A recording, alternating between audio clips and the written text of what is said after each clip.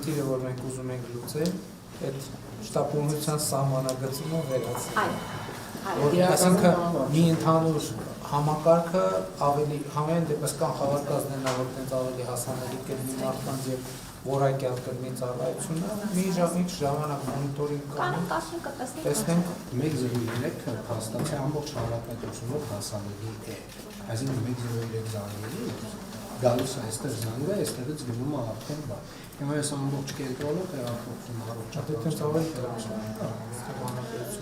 Եվ կլինի, հա, բոլորը կզանգեն Բայց 103։ մենք պետք է ավելի լավ, այդ նախարարությունը պետք է ավելի լավ տեխնիկա։